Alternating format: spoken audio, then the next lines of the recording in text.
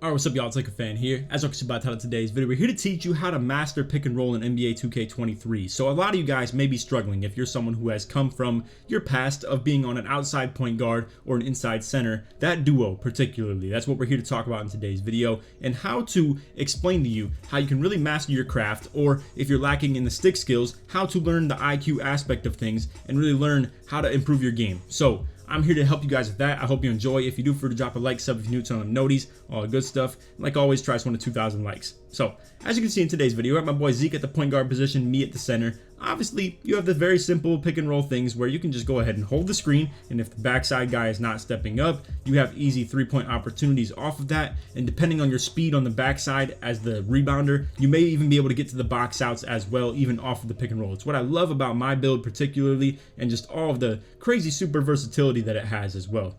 Alright, so I'm probably going to skip a couple of offensive and defensive possessions to show you what I particularly want to show you, because these are the tips that I want to get at in this video. So I just want to say when you're supposed to look for slips. And for instance, what you're going to really look at in this part of the gameplay is that this guy is pressing me super tight. He's playing me extremely close to me, and as you can see right here, as Zeke's going to run away from his defender and toward my screen, he's going to be planning to play extremely high. This is a very, very easy slip opportunity, and this is very evident. Like, you obviously want to just dive right down the middle, but as you can see, I want to talk about how if you play elite defenders, you may have to do even more complicated things in very small increments of time. So you may think, like I thought right here, this is extremely obvious to go for that slip, but if you're not baiting this second defender into thinking to step up on your point guard for long enough, you might screw yourself over in terms of being able to score. So if I had any advice in this situation, it is maybe to either A, fake the screen by just kind of standing still for a little bit longer, or you could be a stationary target and just hold your B button and let it go a little bit early and as soon as you plan to release and go for that slip. Because if you're holding B, you might bait a good defender into, I would say, blitzing, so to say, where he's going to come to this side of the screen because you are a sitting duck to him, figuratively. You're going to be someone who is setting your point guard up for failure if you're holding your B button and he thinks you're a little stupid as well for doing so. So anyway, my whole point is you may want to delay this slip a little bit longer to be able to give yourself the chance at getting those scores. Now, if you can see by the thumbnail, it's actually going to be something like this, where essentially it's Zeke having to decide between regular pass or alley-oop. This is another thing to debate between as far as whether you are a center or pick and roll point guard to be dealing with that type of stuff on these backside defenders right here, because obviously, like I said, this right here could have potentially got intercepted. Whereas if you do lob it, and if this, like you as the pick and roller, can kind of curl it off a little bit in this angle right here, you're gonna be able to set up your point guard for alley-oops a whole lot better. From this right here, it's debatable to be able to even get that alley-oop in off the angle that it is, but depending on the alley-oop catching ability that you have for your build, it is possible you can get those anyway. Alright, now I figure stuff like this isn't exactly always worth showing, but I just wanted to show it to you guys just for the sake of it, because you will end up in situations like this. So, we're on the inbound. The guy that's accountable for me ends up going for this passing lane steal. You will see a lot of inbound defenders try and do stuff like this because they think they can recover and they think they can deal with the fact that they might have the 2-on-1 down the court even if they miss. But peep this. This is perfect lane running ability from me, perfect setting up of the pass from Zeke, because if he were to do some stupid stuff and maneuver the top of the court, because maybe that's where he's most comfortable dribbling, he's going to set me up for failure as well. Not to mention, very good from Apollo being spotted up right there.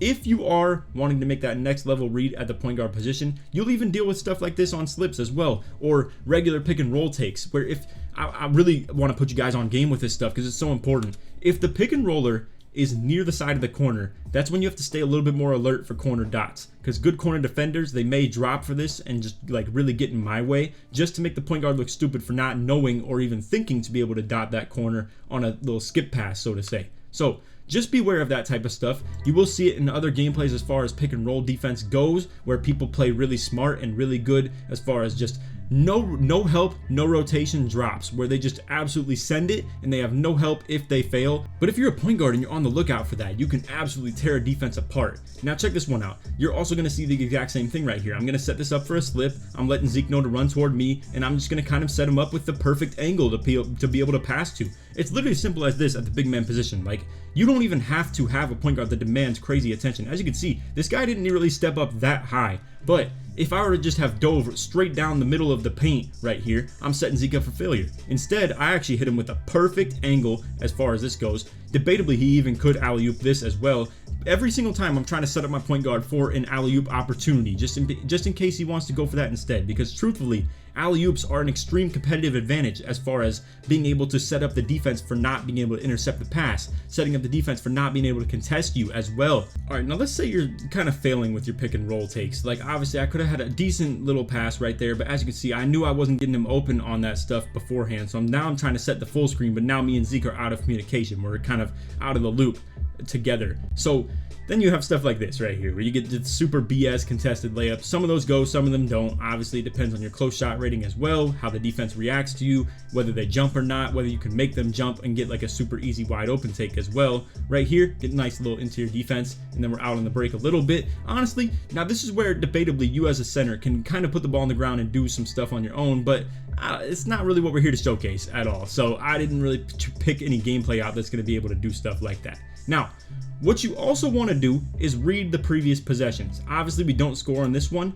but your outlook as a center is going to depend on how teams are playing you from a play-to-play basis. So again, big man, he wasn't stepping up like crazy. He was kind of setting that cozy campfire a little bit as far as like later into the game. So I wanted to set these full screens, and you can get your point guard wide open takes off of that stuff if the center has no idea what he's doing on that back end. Now, a lot of bigs, if you're really, really good, like I think a lot of good backside defenders are going to be on this stuff all day.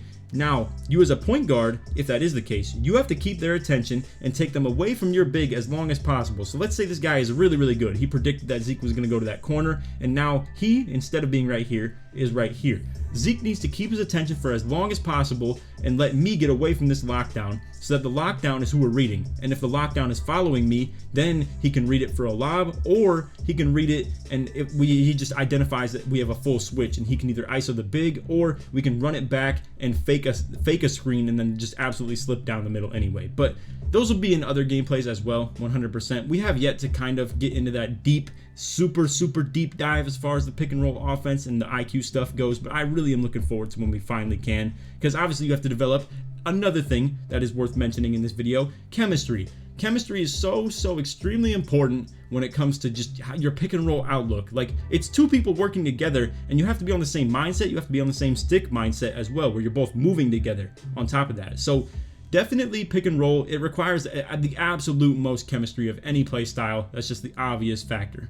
And even more than chemistry, communication as well. So another thing I should probably communicate to you guys, as well as Zeke, is that you don't want to start your point guard personally on the same side as your corner. You're going to see how we end up having to do this. And for me on the slips, I prefer for this to be reversed. I prefer for me to start on this side right here, and for Zeke to start on this side right here, where he's maybe moving from left to right and moving toward the corner, and I'm moving from right to left away from the corner, so that if this was reversed, I'd be able to set him up with a way better alley-oop. But I can't do that because I have to worry about the corner defender and how he can maybe kick me out of an animation, or just the fact that he might drop to me fully and Zeke might have to make a scary pass where he has to make a decision. If I'm running away from that corner defender, I'm able to loop it off in this direction, where I'll be looping it like this for that alley-oop, because I have that corner all to myself. So 3v3 is blessed with the opportunity of that, but as you can see, we still hit him with a nice little tech right there. So I learned this last year because I had a very hard time pump faking in the paint, because it always made you go up with takes like this. So instead, you hit him with the fake pass, it squares you up at the basket, and it works as a pump fake, because the pump fake sometimes literally just forces you to go up with it no matter what, and you might look really stupid doing it. So the fake pass is very reliable, and it's something you can always depend on at all times. Super reliable, and I love doing it. So if you ever want to do that, just hit your Y and square together. I don't even know. Honestly, it might be Y and like an X together. I'm not exactly sure on P5. For Xbox, it's obviously Y and B together. So it's literally as simple as that. And honestly, my favorite thing about this year's game, truly, is that passing IQ at a point guard position and letting that thing fly in some situations can absolutely get you buckets. Like literally right here, just him having the green light from his own mentality, or even from me as well, is getting us this bucket where boom, he's just coming up off top. I'm faster than this dude right now. I'm getting to the basket before him, and he's able to just hit me with a nice little pocket pass, and I just make the read as far as whether I can go up with it or not, or whether I have to wait, and I'm able to just boom, go up with the dunk. Simple as that. Alright, so on this next offensive possession right here, I want to, like I said earlier, be able to teach you guys from our mistakes, and maybe you'll be able to learn from it. So right here, you can see I'm camping the paint and I end up getting the lockdown on me instead of the big man. And when Apollo goes over to this corner, he now is having the big man follow him because it's in some transition, like kind of breakdown type stuff where they have to just pick a guy and like stay with him. So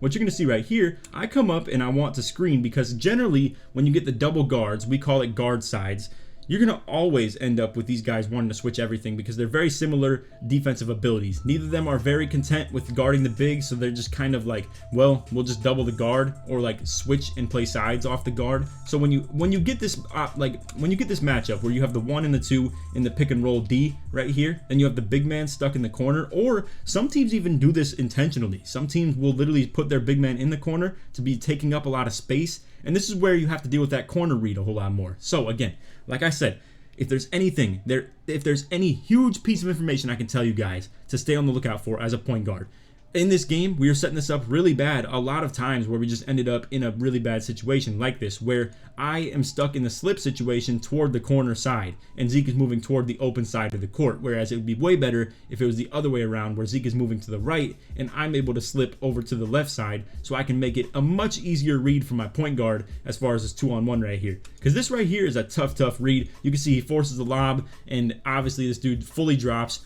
I'm able to get it though off the build. Y'all gotta make the build. I cannot stress enough. Y'all gotta make the build. I've been dominating with this stuff. But again, as a PG, I just want to let you guys know to stay on the lookout for this. If you have your center slipping toward the corner side, absolutely send heaters to that corner, because I promise you, bigs love dropping on stuff like this. They love dropping on rebounds. They love dropping on interior defense rotations. They love dropping on everything. So when you can set this up, it can actually work to your advantage and get you more three-point opportunities because of the fact that your big man is closer to that. But again, we still finish it because the build is absolutely insane. And also, honestly, the lob catching ability from the build is good, but also like just to throw lobs in general is such a extremely competitive thing. But also, if I could take this back and y'all don't mind just like replaying it one more time, if this is a regular pass right here, and honestly, like if it's a regular pass, it maybe gets intercepted because as you can see, he kind of is in the lane for it as well. And even if it is too, I'm not getting a bucket. Chances are I could probably pass to Apollo though as well.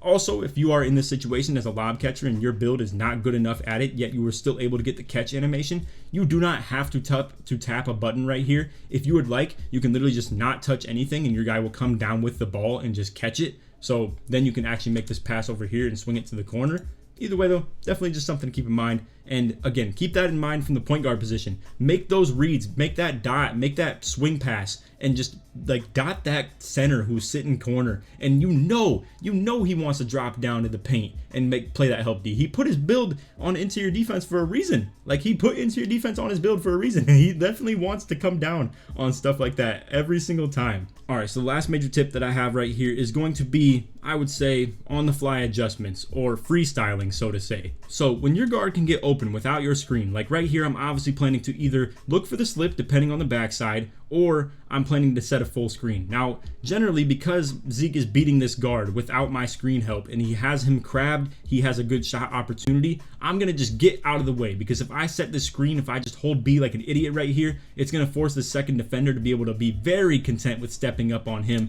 and get in the way of his shot right here. So obviously, I'm getting out the way to put that pressure on him to stay out of the way right here. And if he does commit to the contest, like he kind of did right there, and he gets like a little bit of a ghost, and obviously makes it to be an open, I'm down there on the rebound already because the big man didn't follow me and account for the fact that I am down. So when you see your guard get open on his own without your help, you got to get out the way instantly. This goes for Pro-Am especially goes for Pro-Am, and definitely goes for Park as well. So just keep that in mind. That's my last little nice tip right there. And then as you can see, we're able to just hit Zeke back off that O-board that we get because of the positioning, because of the getting out of the way, because of him getting his shot for himself. So again, there's so much depth to pick and roll. We're going to talk about all types of different stuff throughout the course of the year. There's so much more information to get into, and I wanted to give you guys this basic video as far as all the things you can do as a pick and roll point guard and center, and just the combo you can do between the two of you. So I hope you enjoyed the video. If you did, feel free to drop a like, sub if you're new to them noties, all that good stuff. Like I said in the intro, I was trying to hit 2,000 likes. And if you made it to the end of the video, put Zeke in the comments, show support him all the way through. Again, shout out to my boy. He's been one of my favorite guards to run with, dating all the way back to like 2K16 is the first game we ever played with together. And we have so many memories on this game, so much like long lost chemistry, and we're getting it back Me and him probably haven't played super actively since I would say 2K17, 18 area, stuff like that, maybe 19 as well. But really for 20, 21, and 22, we have not played a whole lot. So we're getting back on the sticks together, you know, just getting the swing of things and being able to get that chemistry back and the communication back and knowing what each other are looking for on any given play. And as a lot of y'all know, Zeke is more so listening to me than I am listening to Zeke. It's just stuff that I've been trying to develop for such a long time at a competitive level. So to put Zeke onto my strategies like I do you guys, as far as putting you onto my strategies, has been something that we're getting in the swing of things as well. And everybody's in a learning phase. And honestly, it's not even a learning phase. We're 88-4 right now, even still playing with this type of production. So it's been really good. And I think there's plenty of place in this game for pick and roll. I know a lot of y'all might think like, oh, 6'1" guard, they ain't doing it this year. You can't do it by any means. I'm also doing this with Kitchen on a 6'8" point guard for that matter. And I'm on the 6'11" center inside still. So it's very doable at any height. You just have to have the IQ, you have to make the reads, and you have to just be able to go with the flow of things and just be able to just be efficient on offense. It's literally simple as that. And still be a good rebounder. Obviously that still plays a factor too. But anyway, that's off video. Like I said, if you made it to the end, put Zeke in the comments, and I also will be linking his channel in the pinned comment. I'm gonna really try to in time this time. Last video I didn't get it up quick enough and I just kind of choked on that. But anyway, I really want you guys to check out my boy. He's gonna be on his upload grind really soon right here, and I want to just keep him in the swing of things with that as well. So anyway, that's off vid. Hope y'all enjoyed. Other than that, take it easy, man. Peace.